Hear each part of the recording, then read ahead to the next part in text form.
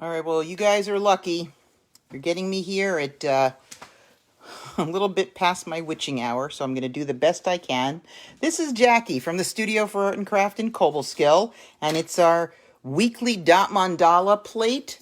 One is called the Blues, which I think is, of course, particularly funny since you're looking at a green plate. But essentially, when I first designed it, I don't have the platter with me, but I do have a photo of it. I did it in blue, and I just loved how this looked with the gradations of blue, etc. And so I called it the Blues. And then the second one I did, I wanted to put one on a plate, so I chose a large plate, and I did it in greens because I wanted to see how it looked in a different color. So this one starts from white out to yellow to greens, and I called this one the Blues in Green. So you'll have, when you order your kit, you'll have your choice of colors. I'm actually doing tonight's plate. Ignore the wet spot in the middle. There's a reason for that. I had to redo my markings. But in any case, I'm going to do this one in purples. So it's going to include a little bit of red, a little bit of blue, and then purples. And I'm just excited to see what that one's going to look like. I'll share it after it's fired. But this is pottery, so we're not actually painting with paints. We're painting with glazes. And when you pick up your kit, you're going to get a plate like this, although it won't be wet in the middle, I promise. And it'll have its basic markings on it in the middle. Yours will be etched. I did mine in marker so that they would show up better on camera.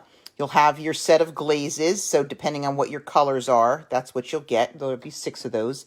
And you'll get some tools. So you'll have your usual 8-tipped dotting tool, but we'll also be loaning you a set of these tools that we use for these designs that have larger dots on them. All right, and there's 8 new sizes of those. And then you'll have your handy-dandy paper towel for cleaning off your tips, and your paper placemat that you'll put underneath and that you'll use to turn your plate with if you don't have a turntable, whoops, like I do. So we'll mostly be dipping and dotting, which is a very basic technique that I start with. I also just want to point out to you that when you get your dotting tools, you'll notice that the ends of them have like on each end, there's a number. Okay, so we're going to start with tip number 5 and make our first dot. Okay, just like to make sure I've got the right one. That's not right. Yes, there it is. Okay, and we're going to use, your glazes will be numbered, I don't know if that's the right word, with letters. So A, which is the first one on the left, you'll just dip and you'll just put a dot right on that center dot. Ta-da, you've started. Ta-da! And then we're going to switch over back to our usual tool. Now, I forgot mine, so I'm going to be using a slightly different tool today. Won't really matter. You'll get the same effect. But you're going to start with tip number 2. Sorry, I had to think for a second. Just want to make sure I get it right this time. Dip also, we're going to dip and dot in the same color, A, and just put a dot on each of those marks. Nice and easy. That's how we start. Try to go up and down because that'll give you the most uniform look. If you notice, like mine here, that they're not all round, don't worry about it. That's because they're etched. And when you etch, that can affect how the glaze goes down, but they're etched into glaze, okay? So when all the glaze melts, your dots will melt into a round. I don't know how else to say it. So just one dip and dot, just going back. You notice that if I feel like some of my dots are smaller than others, I just add a little landing on top there to kind of even them out a little bit. Now we're actually going to go down a size now, and we're going to go inside, and we're going to do a V. So if you look at these two, for example, any 2 dots, we're going to put one dot like down here. I've just made that mark so you could see it. It's not my dot. And we're going to do that inside every single one. And you want to try to get it in between the middle. Call it triangulating. So take your time. You want them to be kind of at the same level. All right, we're going to go all the way around. If you notice your dots are getting bigger, then take some of the excess glaze off your tip. All right. You go all the way around, put a dot in the middle, triangulate. There's 12 dots, so everything takes us a little bit of time. But this is really almost a backwards start. So those are our first 2 rows, believe it or not. And now we're going to go up to our 3rd row. All right. I'll let you finish that up.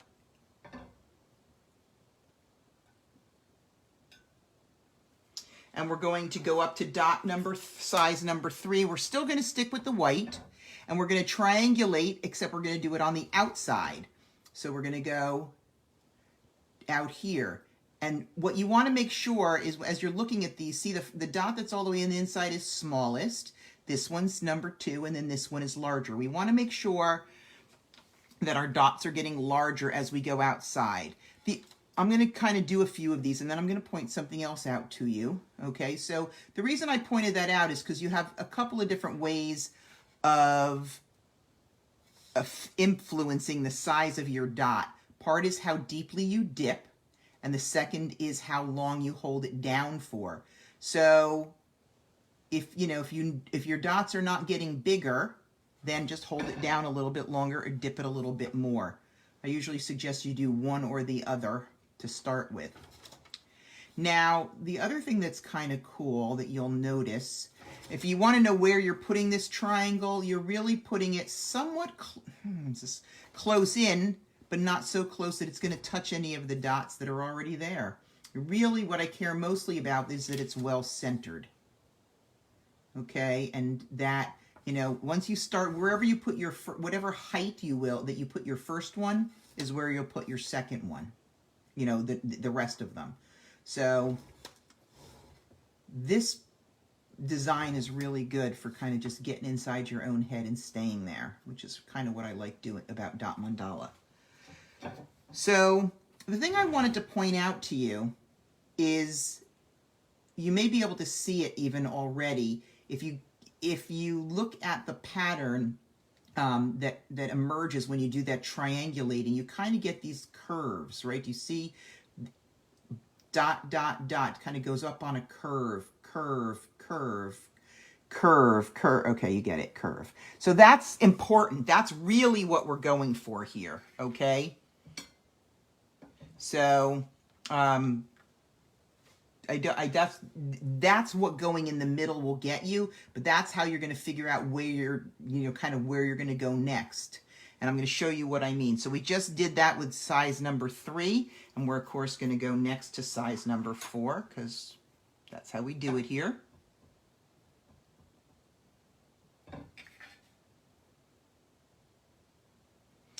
Sorry, I'm doing extra careful counting. Okay, so number 4, and what we're going to do now is we're going to switch to the light blue, which is color B.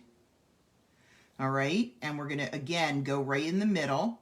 But what I'm doing is I'm looking at 1, 2, 3, and I'm just making sure that in addition to being in the middle, that I'm keeping my curve that I love so much.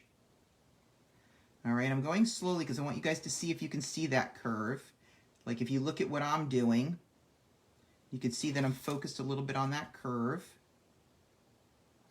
Okay, so it's really, if you do the whole middle thing properly, you really don't have to think about it. But if you have to choose, it's like, oh no, I don't know where to go. Focus on keeping that nice curve. All right, and you just want to keep them, if you can, the same distance above what you've been doing.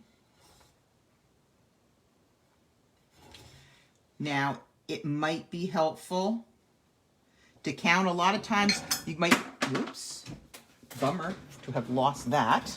Dropped my tool. There it is. Sorry for the noise, but I have to go get my tool that I dropped. So I'm going to be needing it again.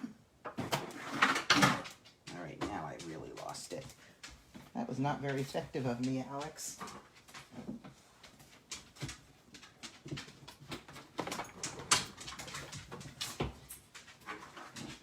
All right, I'm back. As you note, I had to move the table, so that was pretty crazy. Okay, so so sometimes, you know, when you're going around, especially like here where you're working with colors that are so similar, you want to make sure it's like, oh, did I put them all on? So you can try counting 1, 2, 3, 4, 5, 6, 7, 8, 9, 10, 11, 12. The other thing you can do is knowing that you're on the 4th level, right? You see 1, 2, 3, 4. 1, 2, 3, 4. I mean, I know that I've done them all. So I'll point that out to you again. What we're gonna do now is just use tip number 5 with the same B color, the light blue, and we're gonna do one more, you know, of our center dots here. Okay. So what I'm saying is you could do 1. If you're a counter like me, you can count as you go. Any of you who have dotted with me before know that I tend to count my dots. 5, 6, 7. But even then, it can almost be kind of crazy when you are dealing with colors that are so similar when they're glazes. I mean, the thing about glazes is they're not necessarily what you call WYSIWYG, right? They're not what you see is what you get. They definitely change when you fire them. So, but when they're wet, they kind of look the same. So what I can do is if I'm not sure, I know I'm on the 5th row. I just did this one. I can count here 1, 2, 3, 4, 5, and I know that I've gone all the way around. So I hope that made sense to you. All right, now that we've finished row 5, we're going to start with our other tool set. All right, we're going to start with the tip number 1, and we're going to go into our next color, C, for our next dot. Again in the middle, again following our curve. Well, that color. So now remember, different colors have different viscosities, different thicknesses. So sometimes you might need to adjust. You're going to notice that on the next color. This is our light purple, even though it looks pink to you. And so I'm going to actually just, this one is very liquidy. All right, so I'm kind of using that knowledge as I decide how long to hold it down for. That one is really just too small, so I'm going to make it bigger by adding more and just holding it down and letting it drip. This design, it's important that your dots each get bigger at each level, so you really have to have a little bit of, I don't know, skill, patience. Patience first. Patience always comes first. Did you ever notice that? And we're going to go all the way around. We're going to add this color. All right, and try to get those dots about the same size and just a tad bigger than the one beneath it. If they're not all exactly right, my experience having done several of these places, it doesn't really matter, but you don't want your dots getting smaller and smaller than bigger. You want your dots getting bigger. That's the dream, okay? So let me see what that looks like to you guys. Yeah, so you can see that pretty well. Sorry, I don't have my iPad in front of me today, so I have to stand up to see what it looks like. 1, 2, 3, 4, 5, 6. I always check my counting, sorry.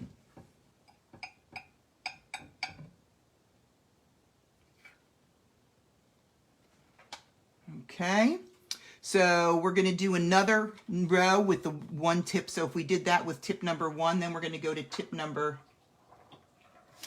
stop twirling, tip number 2, sorry. And we're going to use the same color. And we're going to do another row of those dots. Same thing, right in the middle, a little bit bigger.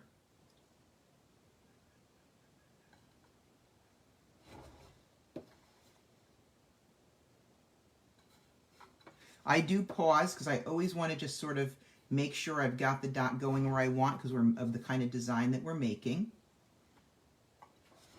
Slow and steady wins the race on this one, but it's very repetitive, if you will, so it's got that kind of relaxation thing happening. And I'm always checking, is it both sort of in the middle and, as I like to say, more importantly, making that nice arc.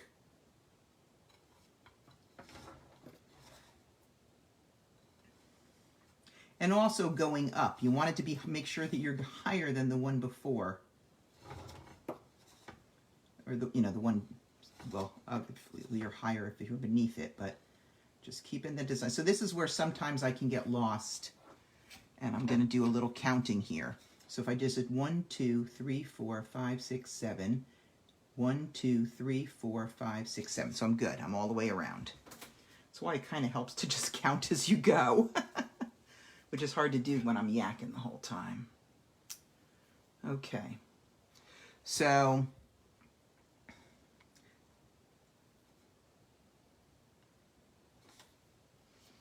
we did those two. So we're going to go up one tip to tip number 3. And we're going to go up a color. Okay, so we're going to be using the redder color. I will tell you right away, I mean, in my experience, and just putting it there now, the red is way thicker, much thicker than the purple we just used. So I'm going to just do it lightly first, just so I get a feel for it. Okay, I want to get, I want to know what I'm doing here so that I have the right amount of pressure to get the size dot that I want. There's 2. These are easier because they change color. Same kind of positioning. 3, 4. Now you'll also notice as you start to get out really right about this level that you have a lot more space to work with. So you can be, don't crowd in toward the middle. Feel free to use some of your space there. Get some elbow room, okay, as we go further out. I mean, I don't want you to be wacky far out. Sorry. But I do want you to make sure that we're using all the space that, whoops, slid on that one, that we have on this plate.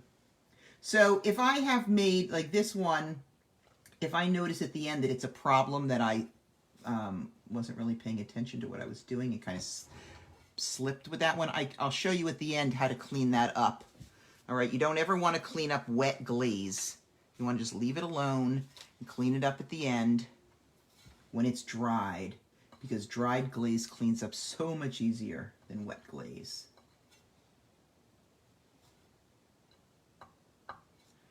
Okay. This one has a really weird viscosity, so some parts of it I'm noticing are very thick and some are kind of more average. Very weird. Okay, but other than my wacky one, which I can't really see very well, so I'm guessing it wasn't that big of a deal.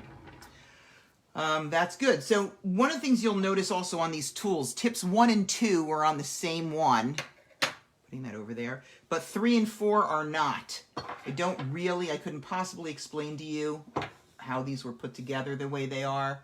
But look, tip 4 is on a different tool. So we're going to do tip 4 and we're going to do it in the same color, okay, that we just did. So as you can see, we're using 2 of each, right? So we're just continuing the concept and making sure it's just, we're going around and around. Around and around we go. I was going to say where we end up, nobody knows, but that's not true. I do know.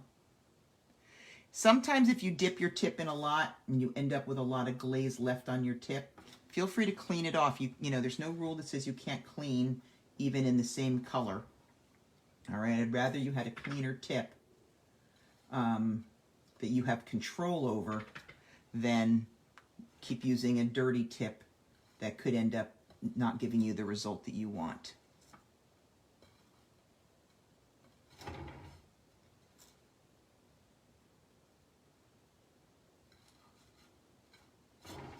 Okay. So for those of you who have dotted with me before, if you actually, you know, sort of watch me, which you're welcome not to, turn off, watch me, turn off the sound, whatever. Anyway, I'm dotting a little bit slower than I usually do because to me this one is all about, really about the placement and having those dots kind of where I want them to create the shape. I mean, you can probably even see it better than I can because you're actually looking at this one from a distance. You can start to see that awesome kind of combination of a star and a spiral, which I just think is amazing. I love that about this.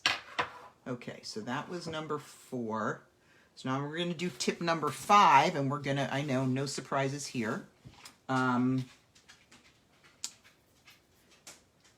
We're actually going to do, what was it that we did? Sorry, I'm just like to count. Right, that was tip number 4. 5, 6, 7, 8. 7, 8, yeah, okay, I'm not losing my mind. We're going up one more color, A, B, C, D, E, which is the one that looks more purple. All right. This one's a more liquidy, so just be aware. Yeah, definitely is more liquidy. So go lightly on this sucker if you're doing the same color family, because you don't want them to get too big because you still have two more circles that you have to do. 3 more, sorry. Really, I have math issues today. That's not good. Which one is this? 5. Okay. Be 3 more.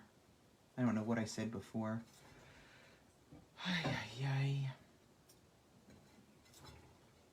I do love this. This is, I think, one of my favorites. I'm doing it on a plate tonight. I already have multiple platters of this, but this is one of my favorite platters. It's one of my favorite platters to give because it's just so stunning. And it's, once you've done one, you're like, oh, okay, I get it. That wasn't hard. My point is it can be very simple to do, and it just makes a great gift on the especially on the platter. I'm sure it makes a great gift on the plate too. I'm just more of a I just like to give the platter. So that was tip number 5. Okay, and we're going to do the same color on tip number 6. Okay.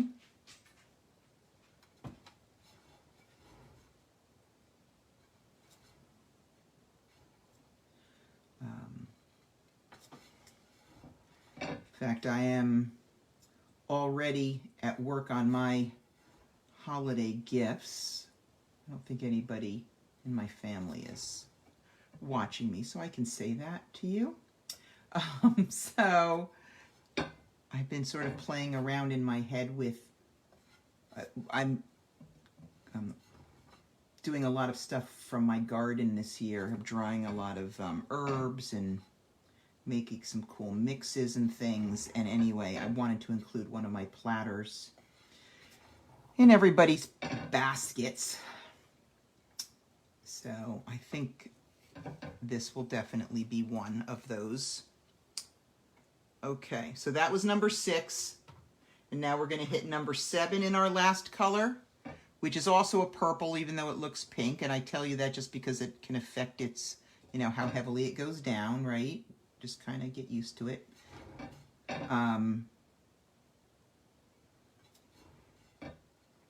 But just because I love this one so much. I love to give the platters because it's something, people can almost always use a platter, especially a platter that's a piece of art, because you can have it on display, on a plate stand, and then boom, take it out when you need it to serve your, whatever it is you want to serve. I'm somewhat of a cheese and vegetable girl myself, so that's what I like to put on there. This always happens to me. So you'll notice here, I've noticed that I skipped one before, so it's not a big deal. I can just go back and grab my number 6 tip and fix that. Go back to the color right before. I did forget one because I didn't count. Okay. And then back on track.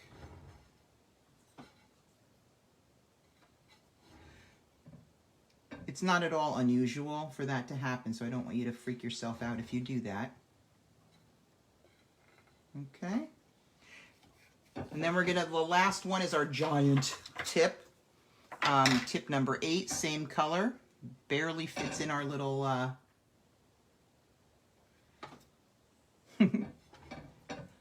pods there, which I think is kind of funny.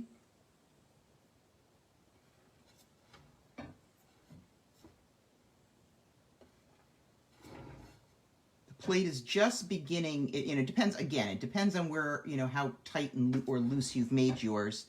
But for me, I'm at the part of the plate where it just begins to rise toward the edge. So I'm just giving that extra second for that color to set before I move on, before I even lift my piece off, because I just want to make sure that, nothing's going to run, of course, because that would be a drag.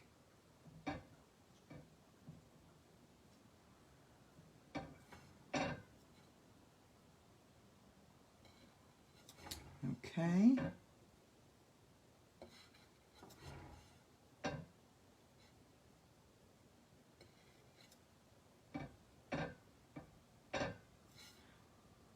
Oops.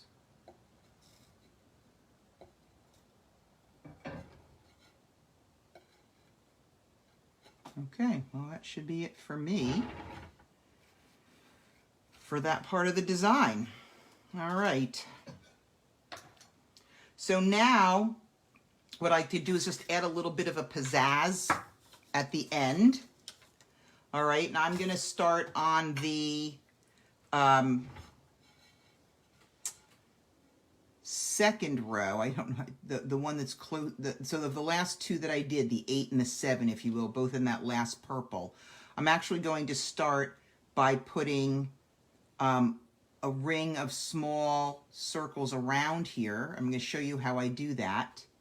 Okay, so around each one, and I tend to do that in that same color. And I'm saying it that way because at the end of the day, you can do what you would like. But you'll notice there's plenty of room here, so you should feel comfortable. I'm going to use tip 2. Let me just make sure I'm happy with that, because if you can fit a tip 3, let me just see. I think it's a tip 2 though. Yeah.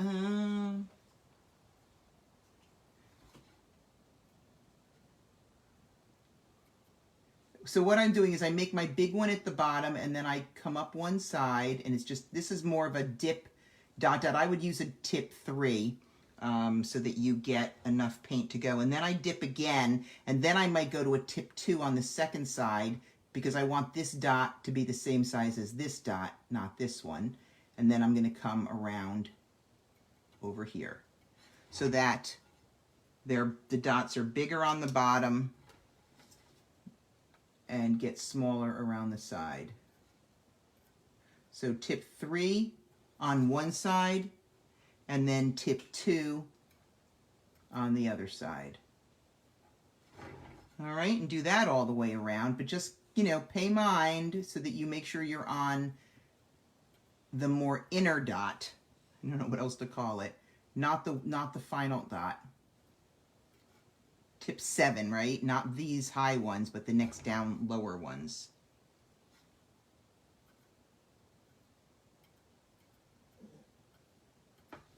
And everyone's asked, well, how many dots are you doing? And I guess we'll have to count, won't we? So I have 1, and then I don't usually count that one. So then on the sides I have 1, 2, 3, 4, 5. And then 6, because I end up there. So on the other side, I should have 5 if I'm consistent. 1, 2, 3, 4. So not consistent, doesn't really matter. I think what's more important is that your dots don't touch each other and make a big awful mess. And also that they're not so far away. Whoops, I screwed that one up. I went to a top dot. Okay, so too bad for me. I'll have to clean that up later. But that's because I was talking and counting and not paying attention. So anyway, it's more important that you have enough dots so that it looks like a circle. It looks like it's doing the job you were meant to do, more so than that each one has the exact same number of dots. So you don't want them too close or not too far. I'm like the Goldilocks of dots here.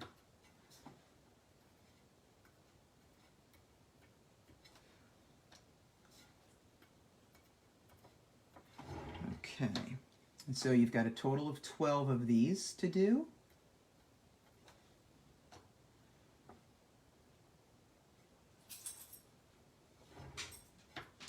Or in my case, 13, since I messed one up. But it won't be that much to clean up because I actually am going to use half of it. I just have too much, more than what I need for my next step. All right, so this is my last one.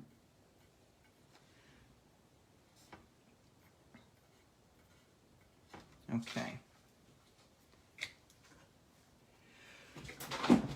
So what I'm going to do now is I'm going to switch back to my white. I'm going to stick with the same tip size, my tip 3. And what I'm going to do is I'm going to do half of one of those. That was terrible. Half a circle, basic. It's not even really half a circle. I'm going to show you what I'm going to do. But just around, starting from the same side, okay, I'm just going to do something that just goes somewhat around it. So I start on the inside corner. And I'm doing 6 dots. Sometimes here it is easier almost to count because you kind of want it to have the same shape all the way around. So inside, 1, 3, 6. So it's kind of in between 1, 2, 3, 4, 5, 6. You know, the one you just did in this one is where you'll start. And then it's kind of supposed to be on a flying away. Now this is the one I told you that I did wrong. So I'm going to just go over this side of it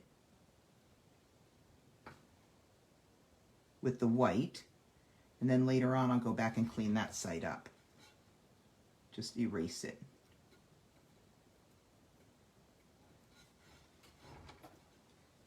I don't know if it'll be dry enough for me to show you how to take that off before we leave here. But I can show you how to do it even if I can't show you on that one.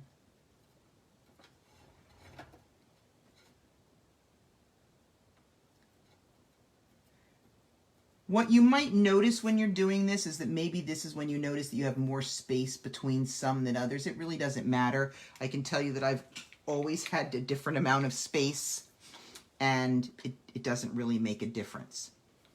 So the last thing that I do on this one is I'm going to use the same size, the same number 3 tip on the original tool, you know, on the green tool. And I'm going to use the, just going to use a slightly, I'm not going to use the E color. You can use kind of whatever color you want for this last one. It depends kind of on what color set you've done. Like on the green, I used a lighter green. So I want to use, I'm actually going to use a darker purple. So I'm going to use A, B, C, D. E is a darker purple. No, E, 36. I'm going to use E. So I didn't number them, so I have to actually keep counting them. And I'm just going to go do the same thing, but just starting up here. And I just want to end at the same spot. Now, because this is on a higher, a larger area, you'll have the same number of dots even though you don't start at exactly the same spot. It's geometry. It's the most I can tell you about it. Okay. What I always want to try to do is keep these somewhat evenly spaced out and in descending size, and do it so that they end at the same place as the prior row.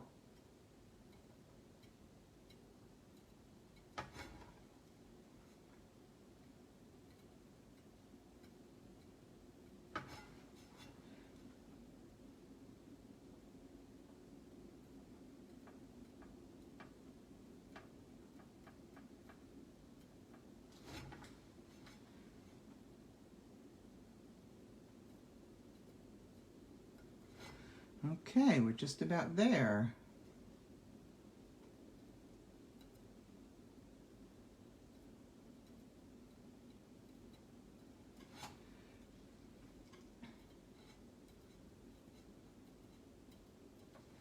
All right, so that is the design for me.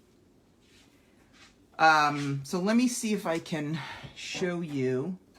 Let's see, do I have, didn't I, wait, I feel like I thought I had one before that I didn't like the shape of. See if I can remember.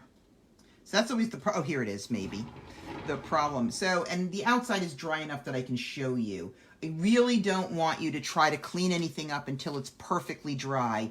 To be honest, almost nothing on my plate here is completely dry. The closest I have is maybe over here, the edge is dry. So I am gonna break my own rule because I wanna show you, but you're gonna find something. You can even use a small tip on your tool, or I have a paintbrush here that's got a chiseled end on it. You don't want to use too many any tools that might have touched something with oil, or like anything that might have touched a lotion or anything like that. Some people I've seen use a nail file. That's fine as long as it hasn't touched anything else, because those things will cause your glaze to pull away. But you're basically just going to lightly scrape, and always start lightly. The Jackie rule, you can always do more, you can't do less. I don't want to really pull away too much of the black, okay? Because that's the that you can't tell if you've pulled off your base coat until it gets fired. So I'm just scraping a little bit of this off, a little bit at a time. I don't want to blow on it, which I usually do because so many of my glazes are wet, so this, whatever it's coming off is going to blow into it. Normally, like I said, I wouldn't do this till it was dry. I just wanted to show you. So even on this one over here where I'm going to have a lot of scraping to do, I'm going to just scrape it up. And because, there we go, that one came up just perfectly. Okay? If you make some sort of mistake that you are worried about, let us know when you drop off your plate. We'll take a look at it. Like, say you brought this in, you said, hey, is that going to leave a mark? We can look at it and we'll know whether it's going to leave a mark or not, and we can fix it if need be. But that's basically the blues. I guess this is my new one called the Blues in Purple. And I'm kind of excited to see what it looks like when it's fired. I'm kind of excited to see what yours looks like when it's fired. So thanks for dotting along with us today, and we'll see you again next time.